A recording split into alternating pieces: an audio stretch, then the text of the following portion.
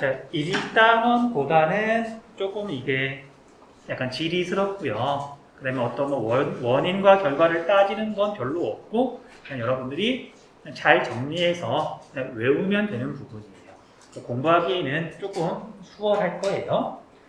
자, 국토와 국토인식. 우리가 국토라고 하는 건 뭐 이런 거다. 넘어가시면 되고요.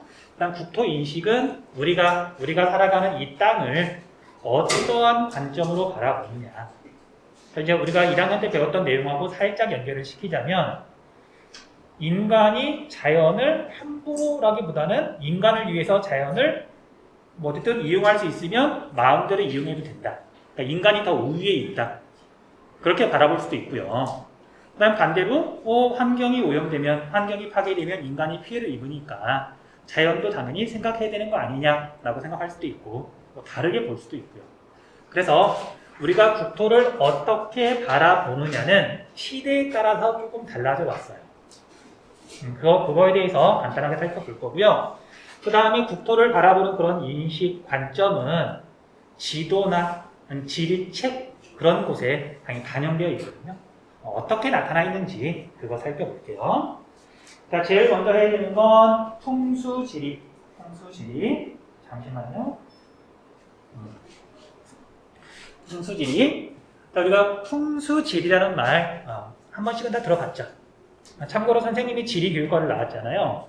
그래서 선생님이 입학했던 그 당시에는 저 지리 전공해요 라고 말을 하면 사람들의 반응이, 너 나중에 자기 이렇게 집 살 때 자리 좀 봐달라고, 또는 자기 아버지 돌아가시면 자리 좀 봐달라고. 자, 여러분들 지리학과나 지리교육과에서 풍수지리 공부할까 안 공부할까? 공부 안 해요. 자, 우리가 과학이라고 하는 게, 학문이라고 하는 게 어떤 조건이 좀 필요한데, 풍수지리를 사람들이 많이 믿기는 하되, 이걸 뭐 일괄적으로 이렇게 일관되게 적용이 되거나 그런 건 좀 아니잖아요. 그래서 지리 전공했는데 맛집 좀 알려달라. 뭐 풍수지리 좀 이렇게 봐달라. 몰라요. 자, 아무튼 자, 풍수지리에 대해서 이야기를 할게요. 자, 풍수지리는 산줄기의 흐름 또는 산의 모양, 바람과 물의 흐름을 파악하여서 핵심은 명당을 찾는 사상 체계다. 뭐 대충 알고 있잖아요. 그런데 이런 풍수지리에서 풍수라는 말은 여기에 나오는 것처럼 장풍득수의 줄임말이에요. 이거 상식이에요, 상식. 장풍득수에서 득수는 사람이 살 때 물이 반드시 필요하니까 물을 얻을 수 있는 것. 명당이라는 게 별게 아니라 사람이 살기 좋은 곳을 말하는 거잖아요.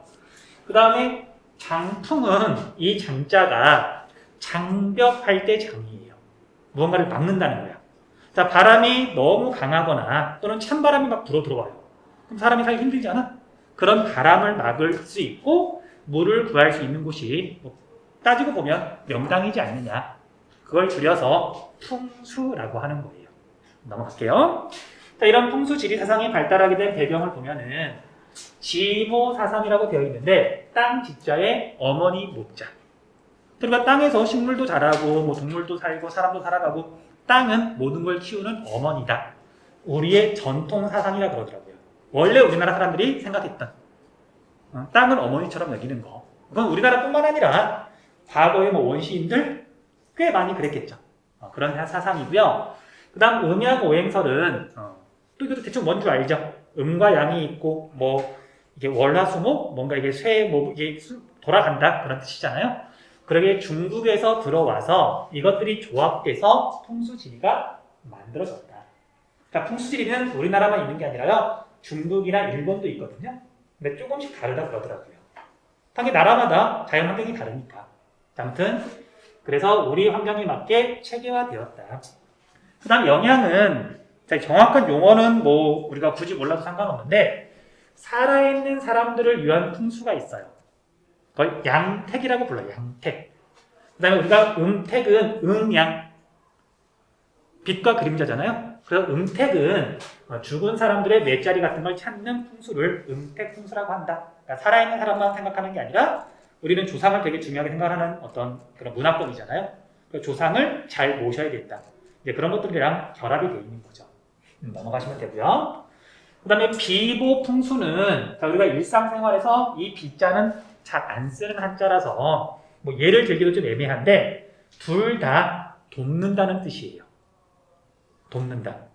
자, 우리가 풍수지리라 그러면 뭐 산에 줄기가 막 이렇게 있고 뭐 봉우리가 있고 막 따져야 되는데 다른 건 다 좋은데 예를 들면 이 봉우리가 좀 낮아. 힘이 없어. 그럼 그걸 그대로 받아들이는 게 아니라 사람이 뭔가 작용을 해서 어떤 걸 해서 이 기운을 높여주거나 아니면 여기에 뭐 불의 기운이 너무 강해. 그럼 불의 기운을 좀 줄여주기 위해서 무언가를 할 수 있단 말이에요. 한단 말이야. 그런 것들을 비보풍수라고 불러요. 옛날에는 풍수지리라고 하는 건 자연이 사람이 사는 걸 결정한다. 뿐만 아니라 인간이 자연에 어떤 영향을 줄 수도 있다. 인간과 자연은 서로 영향을 주고받는다. 그 이해로 풍수지리를 들었었거든요. 근데 지금은 그렇게 물어보진 않고요. 그냥 비보풍수라는 게 있다 정도라고만 알고 있으면 돼요. 그리고 예를 딱 하나만 들어줄게요. 예를 딱 하나만 들어줄 건데 자, 여러분들 우리가 조선이라고 하는 나라는 건국하고 나서 뭐 그 무렵에 개경이 원래 고려의 수도였는데 한양으로 옮겼죠. 한성으로 옮겼죠. 옮기는 과정에서 풍수지리가 많이 영향을 미쳤단 말이에요. 그건 알고 있죠. 자, 그래서 어쨌든 한성으로 지금 오늘날 한양으로 이렇게 도읍지를 옮기면서 자, 임금은 북쪽을 등지고 남쪽을 바라보면서 정치를 해요. 뭐 이유는 단순해. 북서풍이 이렇게 불어오는데 차가운 북서풍을 바라보면서 정치를 할 수는 없잖아요. 아무튼 그래서 북쪽을 등지고 남쪽을 바라볼 때 좌청룡 우백호예요. 됐니? 자, 그래서 우리가 경복궁에 가서 보면은요, 경복궁에서 남쪽을 바라보고 오른쪽을 보면 인왕산이 있어요. 얘가 우백호에 해당하거든요. 자, 여러분들 인왕산 기억나요? 혹시 봤니? 본 기억나요? 물론 이제 경복궁을 아마 가봤을 텐데 알고 가면 보이는데 모르고 가면 안 보여. 근데 실제로 가서 보면은 인왕산은 되게 멋있게 생겼거든요. 막 물퉁물퉁한 바위산이에요. 되게 멋있게 생겼어. 딱 봐도 기운이 있어 보여요. 그래서 호랑이 기운은 이제 넘쳐나는데 자, 좌청룡 용의 기운은 서울을 기준으로 보면 되게 이런 표현이 조금 그렇긴 하지만 비리비리해요. 자, 그럼 우리가 좌청룡에 해당하는 곳이 어디냐면요. 대학로에 가면, 대학로 해화역 근처에 가면 낙산공원이라고 있거든요. 혹시 들어본 적 있니? 낙산공원? 낙산. 그 낙산이 정말 산이에요, 산. 근데 실제로 가서 보면 산처럼 안 보이고요. 나지막한 언덕처럼 보여요. 그러니까 기운이 약해. 기운이 약한 거예요. 그래서 좌청룡 우백호 중에 원래 왼쪽이 더 중요하거든요. 그러니까 너무 약하니까 사대문을 이렇게 만들면서 옛날 한양에서 그래서 동대문, 남대문, 서대문 이렇게 막 만들었었잖아. 자, 우리 동대문의 이름이 뭐죠? 동대문의 우리 한자 이름. 자, 남대문의 이름은 숭례문이죠. 그러니까 이느 예지 한 글자씩 넣어가지고 문 이름을 정했거든. 그럼 어쨌든 남대문은 숭례문, 그 다음에 동대문은 흥인지문이에요. 흥인, 이느 예지니까 흥인지문인데 이 흥자가 흥하다, 일어난다, 그런 뜻이거든, 한자로요. 그러니까 동대문 쪽에 있으니까 동쪽에 있는 이 좌청룡, 용의 기운이 너무 약하니까 얘가 조금 이렇게 기운 좀 이렇게 일어나라고 이름 자체를 흥인지문으로 지은 거예요. 흥자를 집어넣어서. 이런 게 비보풍수다. 됐죠? 자, 이건 뭐 정확하게 뭐 더 깊게 알 필요는 없고 어쨌든 풍수지리가 조금 부족하거나 뭐가 넘치거나 하면 인간이 그걸 이렇게 뭔가 조절하기 위해서 무언가를 하는 것, 이런 걸 비보풍수라고 한다. 됐죠? 그래서 여기 정도까지만 뭐 해주시면 될 것 같고요. 자, 여기에서 장풍득수에서 우리가 바람을 막는다. 이 바람은 북서풍, 겨울철에 부는 차가운 바람을 말하는 거거든요. 그래서 명당자리는 산이 이렇게 있으면 산의 남쪽이 명당자리죠. 바람을 막는 거니까. 그 다음 여기 있는 물, 득수라 그러는데 자, 이 물은 배가 다니는 항해를 하는 거랑 관련이 있을까 없을까? 쉽게 말하면 자, 우리가 옛날 그 사대문 한양 그걸 건설할 때 거기에서 중요하게 생각했던 물이 청계천이에요. 자, 자, 청계천에 배 다니니 못 다니니? 못 다녀요? 못 다니잖아. 여기서 말하는 물은 뭐 배를 띄워가지고 뭐 물건을 나른다. 그런 거랑 상관이 없고, 기본적으로는 이제 농사 지을 수 있는 물, 그냥 사람이 살아가는데 필요한 물, 그걸 구하기 쉬운 곳을 말하는 거예요. 됐죠? 그래서 우리가 서울이 명당이라 그럴 때 한강을 두고 말하는 거 아니다? 한강이 아니라 옛날에는 그 청계천을 이 물이라고 부른 거예요. 어쨌든 여기까지도 상식. 자, 여기까지 정리할 거 있으면 정리하시고요. 자, 이제 그 다음 내용은 조금만 이따 할게요. 자, 고지도로 갈게요. 고지도. 자, 고지도는 옛날 지도를 말하는 거죠. 자, 이제 우리가 고려시대 이전에도 지도를 제작하긴 했어요. 근데 남아있는 게 거의 없고요. 별로 없고. 그 다음에 많이 부정확해요. 그러니까 고려시대 이전 지도는 다루지 않아요. 옛날 지도라 그러면, 막 옛날이니까 조선시대 지도만 나온다. 그런데 조선시대는 크게 어떤 사건을 계기로 전기와 후기로 구분하죠. 자, 무엇을 기준으로 전기와 후기를 구분한다. 조선시대를. 이건 상식. 자, 우리 한국지에서 물어보진 않아요. 그런데 우리가 임진왜란이라는 건 알고 있잖아요. 자, 그래서 연도도, 이건 어떻게 정말 상식이다, 진짜. 자, 연도도 이건 외울게요. 한국지리라서가 아니라 임진왜란은 그만큼 중요한 사건이니까 1592년. 1592년이에요. 그 다음 우리 한국사 배웠으니까, 자, 조선 건국 몇 년이에요? 외우기 쉬우니까 지금 알려주려고 그러는 거예요. 1392년이 조선 건국이에요. 조선 건국되고 200년 만에 큰 전쟁이라는 거예요. 자, 이거 연도는 사실 외우지 말고요. 어쨌든 그 숫자를 말해주면 감은 좀 오니까, 더 오니까. 그래서 말해준 것 뿐이에요. 그래서 조선시대 전기에 제작했던 지도들의 일반적인 특징이 있고요. 그 다음 조선시대 후기에 제작했던 지도의 일반적인 특징이 있어요. 그리고 대표적인 지도를 제시하고서 뭐 맞냐 틀리냐 서로 비교하는 문제가 자주 나와요. 구분할게요. 따로 조선시대 전기에 제작한 지도를 이렇게 물어볼 때는 조선을 건국한 지 얼마 안 됐으니까 국가 통치를 위해서 정치해야 되니까 각 지역에 대한 정보를 알아야 될 거 아니야. 통치 목적으로 또는 행정 목적으로 군사적인 목적으로 지도를 제작했다. 주로. 그 다음 이런 것들은 개인이 제작하는 거예요? 국가가 제작하는 거예요? 군사적인 목적으로, 통치 목적으로 당연히 국가가 제작하는 거잖아. 그래서 전기를 대표해서 제시하는 지도는 국가가 제작했다라고 생각하시면 돼요. 맥락인 거죠. 자, 이때 대표적인 지도는 혼일강리 역대 국도 지도를 제시해요. 자, 밑에 혼일강리 역대 국도 지도는 바로 밑에 있으니까 조금 이따 설명 자세히 할게요. 자, 그에 비해서 후기는 실학사상, 실용적인 사상이 발달하면서 그리고 서양의 과학기술 같은 게 보급이 되면서 들어오면서 점점 정교한 지도가 만들어진다. 물론 국가에서도 계속 지도를 만들지만 개인들이, 실학자들이 자기의 목적에 따라서 뭐 도로만 나타내기도 하고 하천만 나타내기도 하고 여러 가지 목적으로 다양한 지도가 제작이 된다. 자, 대표적인 지도는 여기 대동여지도죠. 대동여지도. 자, 그 다음에 지구 전후도도 자주 물어봐요. 어떤 의미가 있기 때문에. 뒤에 가면 나오니까 그때 자세히 설명하도록 할게요.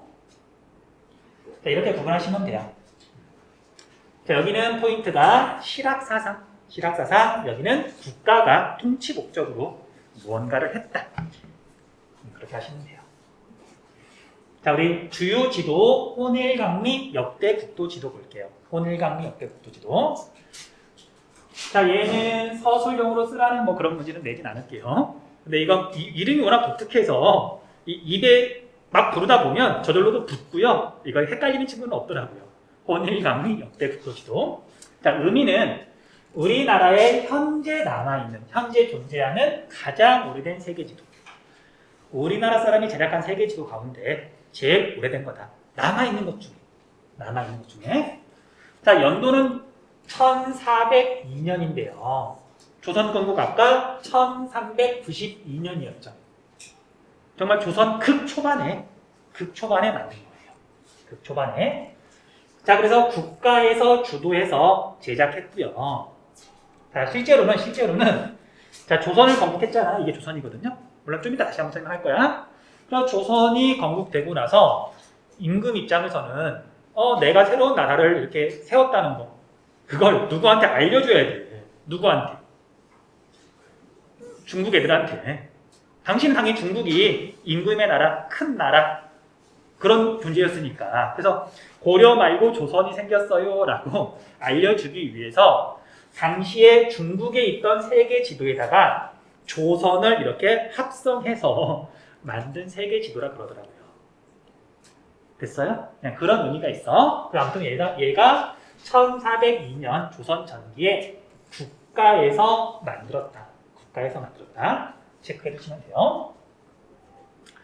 자, 그 다음에 당시에는 당연히 중국이 세상의 중심이니까 중화 사상이 반영되어 있다.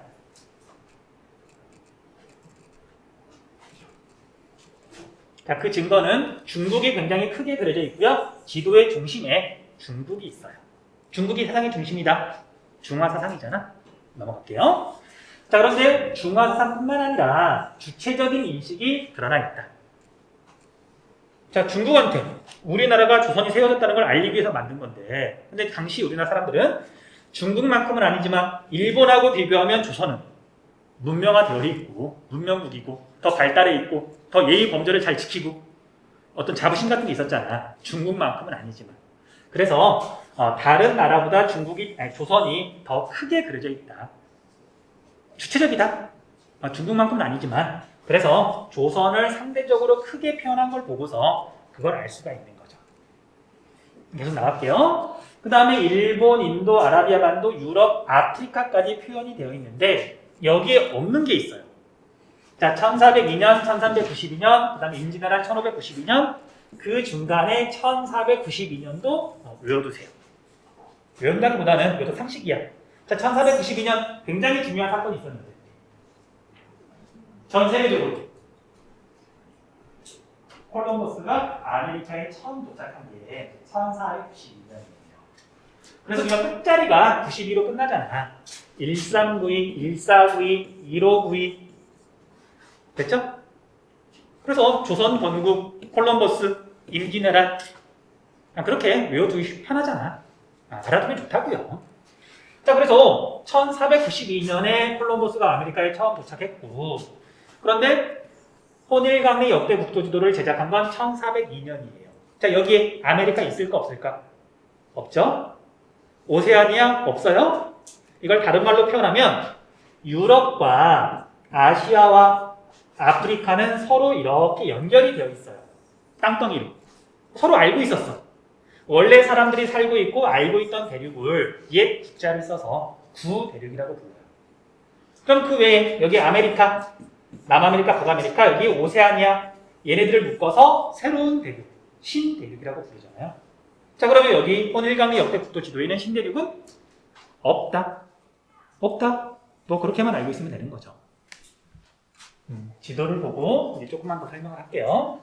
자, 여기는 제일 위에는 이름, 그 다음에 그 밑에는 이 지도를 왜 제작했는지 이런저런 설명, 그 다음에 이게 세계지도, 당시 세계지도인데요. 가운데 있는 이 A가 지금 중국이에요. 엄청 크게 그려져 있죠? 중화 사상이 담겨 있다. 그 다음에 이게 우리나라 조선. 자, 실제로는 중국이 뭐 크긴 큰데 상대적인 비율을 보면 우리 조선이 이렇게까지 크진 않아요. 자, 중국의 면적은 남한의 100배쯤 되거든요. 어쨌든 근데 우리 그래서 조선이 실제보다 크게 그려져 있다. 우리나라에서 제작한 거니까. 그 다음에 우리 한반도가 쌓아놓은 똥처럼 생긴 거, 얘가 일본이에요. 그 당시에는 일본에 대한 정보도 사실 많이 없고, 그러니까 이제 준비도 잘 못하고 그래서 임진왜란이 일어난 거잖아요. 그래서 얘가 일본이고요. 자, 이제 조선에서 제작을 했으니까 조선, 중국, 일본은 그나마 그래도 비교적 정확하게 그려져 있는데 거리가 멀면 멀수록 부정확하겠죠. 자, 참고로 여러분들, 명나라 이전이 원나라예요. 원나라는 몽골이 세웠거든요. 몽골은 전 세계에서 제일 영토가 넓었었잖아. 그리고 유럽까지 쳐들어갔었어요. 그러니까 당시 중국 사람들, 그 지도를 가지고 왔으니까 조선 사람도 유럽이 있다는 걸 알고 있었거든요. 근데 너무 머니까 자료는 좀 부정확하더라도. 그래서 이 지도를 보면은요.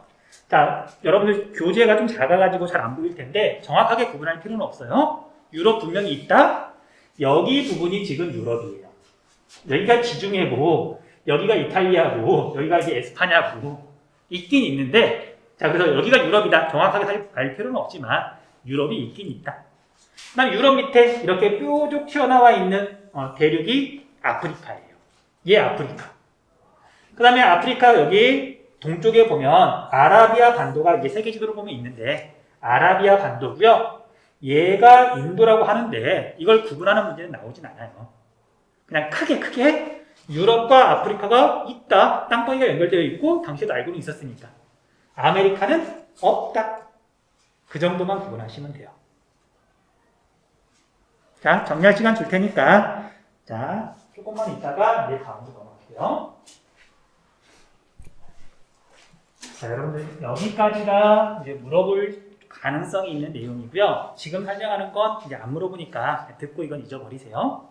자, 여러분들 1402년인데 당시 유럽 사람들은 아프리카가 이렇게 있으면 아프리카에 끝이 있다는 걸 몰랐어요. 이제 우리가 역사 공부하는 친구들이 있을 텐데 콜럼버스가 아메리카에 처음 도착한 게 1492년이잖아요. 이것보다 더 늦게 여기에 있는 희망봉에 도착해요. 그러니까 아메리카를 가는 것보다 아프리카 제일 끝에 가는 게 더 어려웠었거든요. 됐어요? 그래서 당시 유럽에서 제작한 세계 지도를 보면 아프리카 남쪽에 바다가 표시되어 있지 않고요. 유럽 사람들이 보기에 여기에 세계에서 제일 큰 사하라 사막이 있어요. 사하라 사막을 넘어갈 수는 없잖아. 그러니까 그리고 사막이라고 하는 건 사람한테 되게 혹독하고 무서운 곳이다 보니까 사막 너머에 뭔가 거대한 게 있지 않을까. 바다가 있는 줄도 모르고 그렇게 표시가 되어 있었는데 재밌게도 당시 조선에서 제작한 세계 지도에는 아프리카 남쪽에 끝이 있고 여기가 바다라고 정확하게 표시가 되어 있어요. 그래서 이게 왜 이렇게 표시가 되어 있는지 정확하게 알려져 있진 않지만 이 지도가 어떤 의미가 있어서 이 지도를 가지고 1시간짜리 다큐멘터리가 만들어지기도 했었어요.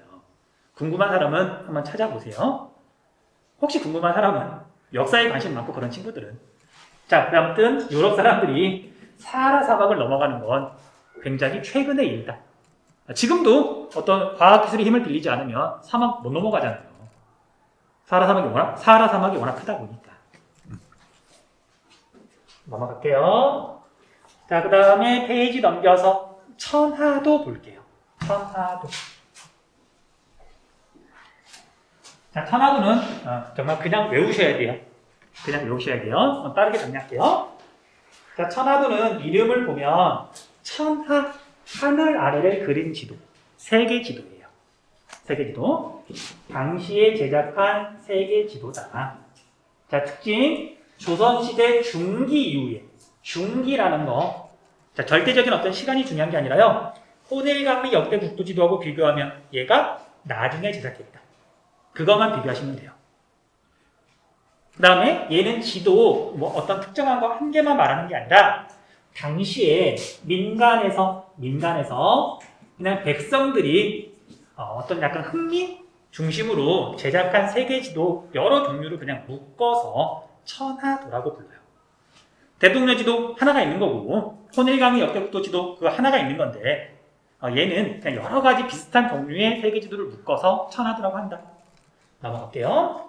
그리고 얘 같은 경우에는 관념적인 세계 지도다. 그리고 관념이란 말은 뭐랑 비슷하냐면요. 상상. 머릿속으로 하는 생각. 그래서 얘는 실제 세상만 표현한 게 아니라 상상 속의 세계도 표현되어 있어요. 어떤 특별한 목적이라기보다는 흥미 위주로 제작을 해서 그런 거예요. 계속 넘어갈게요. 자, 그리고 당연히 당시 조선 사람들, 백성들도 중국 있다는 거 당연히 알고 있었고 중국이 세상의 중심이라고 생각했고 중화 사상에 반영되어 있고요. 그리고 지도 모양을 좀 이따 다시 설명할 건데 가장 안쪽에 대륙, 둘러싸고 있는 바다, 그 다음에 그 바깥쪽으로 또 대륙이 있고 그 바깥쪽으로 또 바다가 있다라고 보았는데 이 구조를 직접 물어보진 않아요. 그냥 이렇게 되어 있다라고 한 보고 넘어가면 돼요. 순서가 어떻게 되냐? 그런 거 안 물어봐요. 다음은 그렇게 되어 있다. 그 다음에 천원지방의 세계관이 반영되어 있다. 천원지방 단어 좀 기억해 주세요. 천원지방. 자, 천원지방은 하늘은 둥글고 땅은 네모나다. 그런 뜻이에요. 하늘은 둥글고 땅은 네모나다. 자, 우리 중국을 포함해서 우리나라, 일본도 마찬가지예요.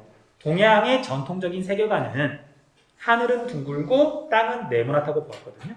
그냥 원래 그렇게 생각을 했어. 이게 굉장히 많은 곳에 표현되어 있거든요. 대표적인 게 역전, 동전, 상평통보, 동그란데요. 가운데 구멍을 네모나게 뚫는 게 쉬울까, 동그랗게 뚫는 게 쉬울까? 뭐 잘 모르겠죠? 어쨌든 근데 상평통보에는 동그란 건 하늘이고요. 그 다음에 가운데 있는 구멍을 땅을 표시한 거거든요. 그 구멍이 네모나요. 됐어요? 그런 것들이 동양의 그냥 전통적인 세계관이다. 그렇게 생각했다. 자, 그 다음에 도교적 세계관이라고 되어 있는데요. 종교의 영향을 받았다 라고 알고 있으시면 되고, 그래서 상상의 국가와 지명이 표현되어 있다. 그래서 관념적인 세계 지도다 라고 정리하시면 돼요.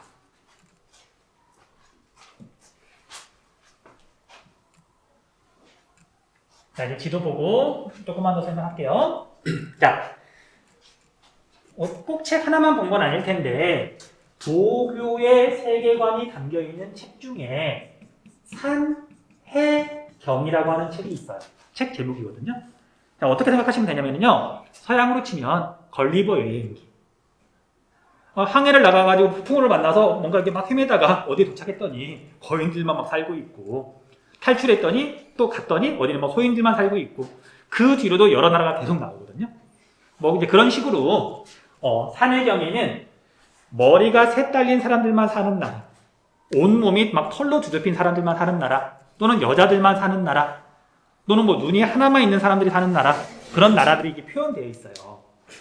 상상해서 내가 쓴 거지. 그걸 보고서 이제 세계 지도를 그린 거예요. 됐죠? 그래서 지도를 보면 가운데에 대략 이렇게 네모난 모양으로 땅덩이가 표현되어 있는데 중국이라고 써 있어요. 중국.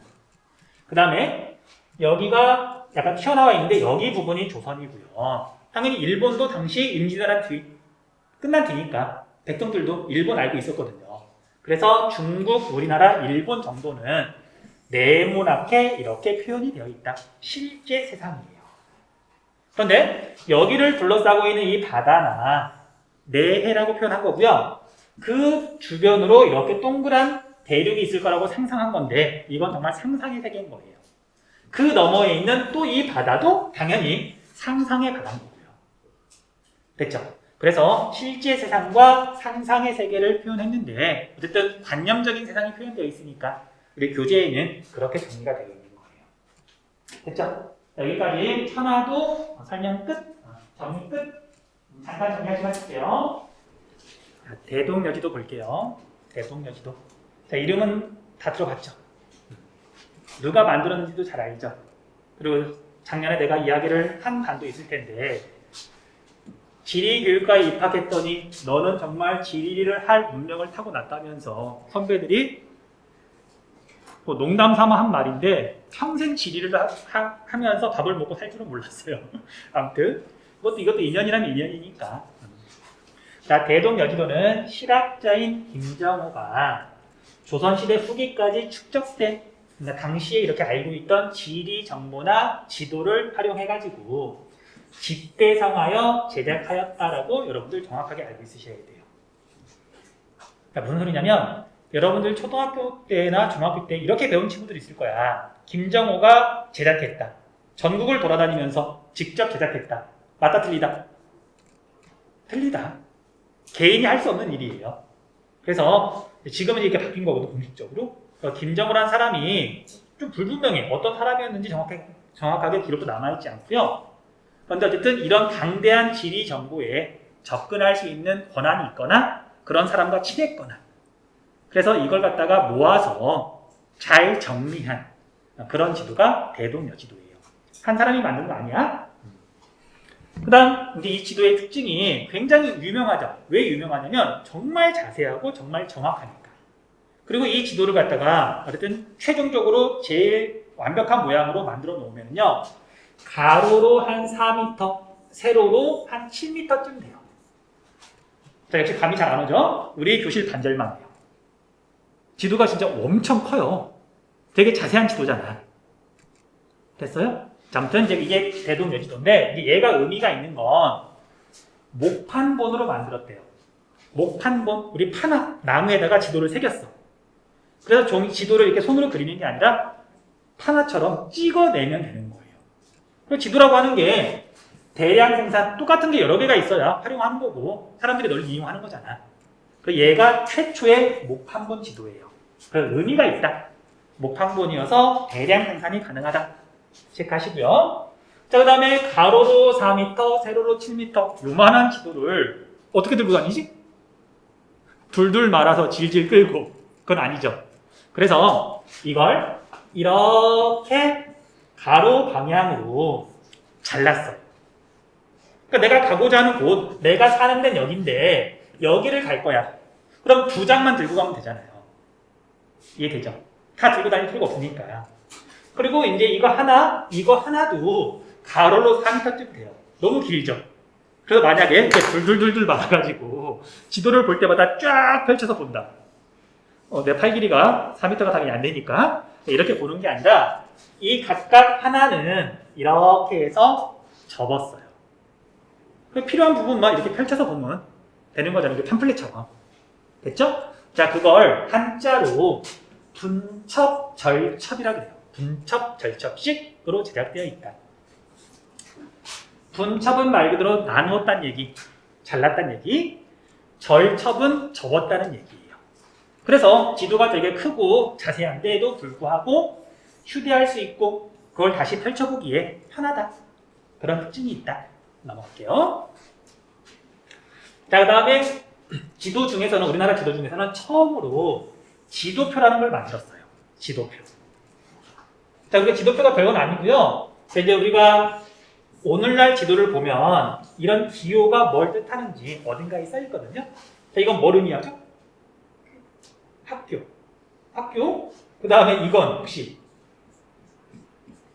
이건 톱니바퀴 모양인데 공장. 어쨌든 우리가 뭐 다리 같은 건 이런 식으로 나타내고 그러거든요. 물론 여러분들 이건 알 필요는 없고. 그래서 우리가 광신고등학교를 나타낼 때 여기 본관 건물이 있고 여기에 이렇게 운동장이 있고 여기에 기동 건물이 있고 여기 뭐 구름다리가 있고 그 다음에 여기에 광신이라고 이렇게 쓰지 않잖아요. 이렇게 쓰고 여기 옆에다가 광신이라고 쓰면 훨씬 깔끔하잖아. 그쵸? 이런 걸 기호라고 하고 이런 걸 모아놓은 걸 지도표라고 불러요. 됐죠? 그래서 워낙 자세하긴 한데 이걸 다 글로 쓰거나 그럴 수는 없으니까 너무 지저분하니까 지도표라는 걸 처음으로 만들었다. 대동여지도의 중요한 특징이에요.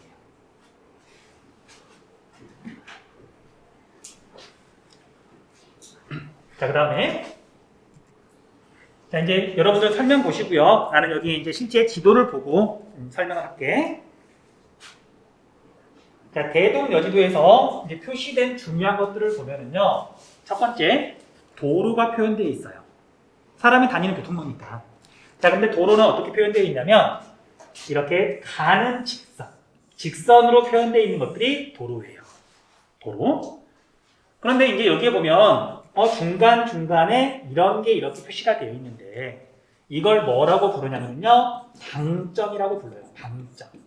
그래서 일정한 간격마다 점을 찍어서 뭔가 표시를 해서 내가 어디까지 가야 되는데 방점이 몇 개인지만 보면 대략적인 거리를 알 수 있도록. 맨날 물어봐요. 자, 그래서 이렇게 직선으로 되어 있는 건 도로고요. 일정한 간격마다 표시를 해뒀는데 방점을 찍었는데 이 방점 하나의 거리가 10리예요. 10리. 자, 여러분 10리면 오늘날 거리로 바꾸면 얼마쯤 돼? 10리가 약 4km. 걸어서 1시간 정도. 자, 그래서 우리가 아리랑 노래가 나를 버리고 가시는 님은 10리도 못 가서 1시간도 못 가서 발병 나서 주저앉으라고 저주를 퍼붓는 노래거든요. 농담이다. 아무튼 그래서 10리가 약 4km인데 어쨌든 그래서 이제 문제에서 맨날 물어보는 게 예를 들면 이제 뭐가 있을까? 여기 A에서 B까지 뭐 40리 이상이다. OX. 이제 그런 식으로 물어봐요. 그러니까 우리가 심리마다 찍는다는 건 외우고 있어야 되겠죠. 넘어갈게요. 자, 그 다음에 당시에는 육상교통이 그렇게 발달하지 못했어요. 자, 이제 역시 역사 좋아하는 친구들은 알 거예요. 일본 애들이 부산 쪽에 이제 임진왜란 쳐들어왔어. 그리고 이제 계속 밀고 올라오는데, 당연히 군대가 싸우려면 식량 같은 게 필요하잖아요. 그러면 일본 쪽에서 지금 싸우고 있는 그 전쟁 표까지 식량을 이렇게 날라야 되는데, 조선의 도로 상태가 너무 안 좋아서, 뭐 사람, 뭐 2명이 겨우 이렇게 지나갈 정도? 그러니까 이제 그 보급하는 그 길이가 어마어마하게 길어지면서, 우리나라 의병들 있죠. 그래서 이렇게 막 되게 길게 늘어서가지고 뭔가를 나르고 있을 때 중간에서 이렇게 쳐들어가고 이제 그런 식으로 많이 이용을 했었거든요. 아무튼 그래서 당시 교통로가 많이 안 좋았는데 그래서 조선시대에는 배를 타고서 배에다 물건을 싣고서 어디까지 갈 수 있는지 그런 걸 아는 게 되게 중요했었어요. 여기까지 배가 다닐 수 있으면 거기까지 배로 가면 되는 거고 그 다음부터는 이제 사람이나 뭐 말이나 그렇게 해서 날라야 되는 거니까. 자, 그래서 이 지도에서는요, 구불구불한 곡선이, 그러니까 상대적으로 가는 곡선, 이 구불구불한 곡선이 하천을 나타낸 거예요. 하천. 그런데 이 구불구불한 것이 이렇게 이어지다 보니까, 어디서부터는 얘가, 가운데가 비어있네? 하천은 두 가지로 표현했어요. 구불구불한 곡선이 하천인데, 이렇게 한나로 그어져 있는 걸 단선, 홑 단자를 써서 얘는 배가 다닐 수 없는 하천. 자, 예를 들면 도림천은 이렇게 선 하나로 구불구불 표현이 돼요. 근데 얘가 도림천이 이렇게 올라가다 보면 안양천이랑 만나고 안양천은 결국 한강으로 가거든요. 한강은 배가 다닐 수 있죠. 그래서 한강 같은 곳은 이렇게 선 2개, 쌍선으로 표현이 되어 있어요. 쌍선. 자, 그래서 여기는 하천인데 얘는 배가 다닐 수 없는 곳, 구간. 여기도 하천인데 여기는 배가 다닐 수 있는 구간. 당시는 배가 어디까지 갈 수 있느냐가 되게 중요했으니까 대동여지도에 이게 표현이 되어 있는 거예요. 자, 그 다음에 산줄기. 자, 여러분들 산 자체는 뭐 사람이 농사를 짓거나 그런 건 아니지만 자, 우리나라 사람들은 전통적으로 땅에도 생명이 있고 땅에는 기가 흐른다고 봤어요. 백두산에서 시작해가지고 큰 산줄기를 따라서 기가 흘러서 지리산까지 또 거기에서부터 또 산줄기가 뻗어나와서 전체적으로 기가 흐른다고 봤거든요. 그래서 산줄기도 되게 중요해. 산줄기는 어떻게 표현이 되어 있느냐? 정말 그림처럼 굵은 곡선인데요. 중간중간 뾰족한 건 높은 봉우리. 느낌하고 오시죠? 그러니까 그림으로 표현했다. 이런 데가 이제 산봉우리인 거죠. 산봉우리고요. 자, 그런데 이제 대동여지도가 굉장히 잘 만든 거긴 한데 어쩔 수 없는 한계도 있어요. 자, 당시에는 산의 해발고도 정확하게 알 수 있었을까 없었을까? 해발고도는 몰랐어요. 잴 수도 없고. 그래서 해발고도는 정확히 모르지만 사람이 보기에 높은 산은 얘를 좀 더 크게, 그 다음에 큰 산줄기는 좀 더 굵게, 그러니까 대략적인 규모를 표시했지 해발고도는 표시되어 있지 않다. 하나 더. 자, 여기에 논이나 밭과 같은 기후가 있다 없다? 없다. 왜냐면 그걸 그려놓으면 너무 지저분해서 아무것도 안 보여요. 그래서 토지 이용은 표현되어 있지 않다. 자, 그 정도만 일단 오늘은 정리할게요.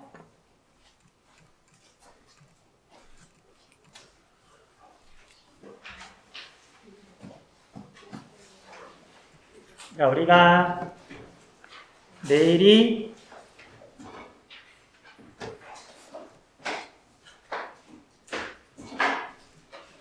학력평가죠. 학력평가. 자, 우리 잠깐만 보자. 자, 내가 주로 만나는 게 고3이다 보니까 물론 이제 고3하고 이런 거 다르긴 한데 한 가지 이렇게 먼저 조심스럽게 말을 짧게만 해줄게요. 자, 여러분 학력평가는 중요하다 아니면은 지금은 별로 신경 쓰지 않아도 된다. 아무도 대답을 안 해. 자, 중요한 시험이라 그런다면 당연히 준비를 해야 되는 거죠. 근데 여러분은 학력평가 준비를 했니 안 했니? 그냥 학교 대학에서 그냥 수업 듣고 있는 거지. 그냥 수업 내용 들어가고 복습하고 그러고 있는 거지. 학력평가 잘 보려고 준비하는 게 아니잖아요. 그러니까 쉽게 말하면 별로 안 중요하니까 준비 안 한 거고 지금은. 그럼 고3 애들은 지금 학력평가 준비했겠니 안 했겠니? 좀 지나면 여러분들 중에서도 나 정시로 갈 거야. 그런 애들은 당연히 수능평가 준비해요. 수능으로 대학 가야 되니까. 그래서 그런데 이제 사람이 시험이라는 걸 보고 나면 평가라는 걸 받고 나면 괜히 기분이 나쁘거든요. 물론 괜히 기분이 좋을 수도 있지만 자 설령 내일 본 시험에서 결과가 썩 안 좋게 나왔어 예를 들면 그럼 내가 기분이 나쁠 이유가 딱히 있을까 없을까? 별로 없어. 내가 열심히 준비했는데 성적이 잘 안 나왔어. 속상하지 정말 속상하지. 근데 여러분들뿐만 아니라 대한민국에 있는 모든 고이들은 3월 학력평가를 준비하지 않아요. 근데 준비를 하지 않았는데 어쨌든 결과가 조금 안 좋다. 그럼 속은 상한데 지나치게 속상해할 필요가 없는 거잖아요. 그치? 아닌가?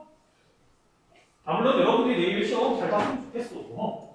잘 봤으면 좋겠는데 근데 이제 내 경험상 학생들이 시험 보고 나면 그냥 아예 끝났다 후련한 느낌 조금 그 다음에 으이씨 등급이 있다 있지? 뭐 그런 느낌 조금 근데 이제 내가 뭔가 실망하고 속상할 만한 일 가지고 속상해하면 그거 괜찮아 누구나 괜찮아야 되는 거예요 근데 그럴 필요가 없는 일 때문에 속상해하거나 기분이 나빠지거나 하는 경우가 많더란 말이죠 그럴 필요가 없는 거잖아 물론 속상해하지 말라는 게 아니라 시험 못 보면 결과 안 좋으면 당연히 속상해. 근데 속상해할 만큼만 속상해하면 되는데 그것보다 더 크게 뭔가 안 좋은 감정을 이렇게 그럴 필요 없는데 알면 조금 그렇게 조금 이렇게 방어가 돼. 그래서 교수님들께 말을 해준 거야. 자 어쨌든 내일 시험이어서 수업을 안 하고요. 되게 좋아. 열심히 보시고 금요일에 볼게요. 네, 수고했습니다.